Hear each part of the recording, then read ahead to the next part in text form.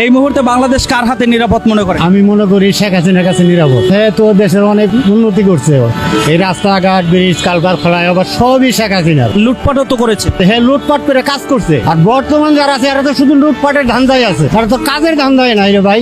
সাবেক প্রধানমন্ত্রী শেখ হাসিনা উন্নয়ন করছে ভালো, আপনার নিরাপত্তা দিচ্ছে ভালো, এই জন্য তাকে প্রয়োজনে দেশে। সে তো লুটপাট করেছে। লুটপাট সবাই করে, পৃথিবীর সব দেশেই আছে কমার বেশি। বাংলাদেশ কার হাতে নিরাপদ মনে করেন? আমার কাছে শেখ হাসিনাই ভালো আছিল, দেশটা ভালোই আছিল, যাই করছে দেশটা তো ভালো চালাইছে। বাংলাদেশে আমার কাছে শেখ হাসিনাই নিরাপদ মনে হয়। লুটপাটও হয়েছে কিন্তু দেশের উন্নয়ন হয়েছে।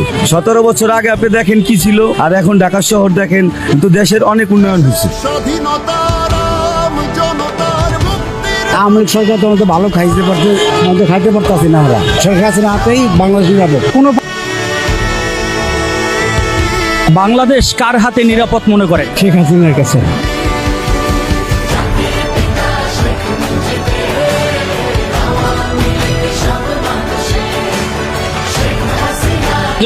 ভাই আমরা রোডে ঘাটে গাড়ি চালা খাই, আমাদের আগের সরকারই ভালো ছিল, আওয়ামী লীগ সরকার। এই মুহূর্তে বাংলাদেশ কার হাতে নিরাপদ মনে করেন? শেখ হাসিনা দরকার, সেই ভালো ছিল।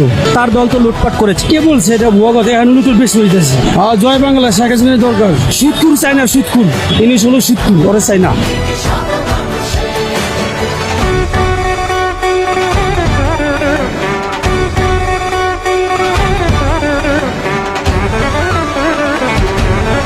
একমাত্র সেনাবাহিনীর কাছে নিরাপদ থাকবো। আমরা খুব কষ্টে আছি বুঝছেন, ডক্টর ইউনূস ঠিক মতন চালাইতে পারতেছে না। সেনাবাহিনীর কাছে গেলে সব ঠিক হয়ে যাবো, দেশটা খুব সুন্দর চলবো।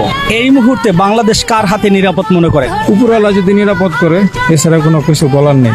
বাংলাদেশে বর্তমান পরিস্থিতি কি পর্যায়ে তা তো ভালো করে জানেন। আরো বক্তব্য 100 জন টেনিসের না কম হইলো, অভিজ্ঞতা হয়েছে না কি অবস্থা কি পরিস্থিতি। আমার মতো বিদ্যালয়ের কথা জানার তার প্রয়োজন নেই মনে করি না। এই যে যাত্রাবাড়ি চত্বরটা ডেইলি চিন্তাই হইতেছে, পুলিশটা থানাটা সামনে না, থানা কি কমপ্লেন যায় না?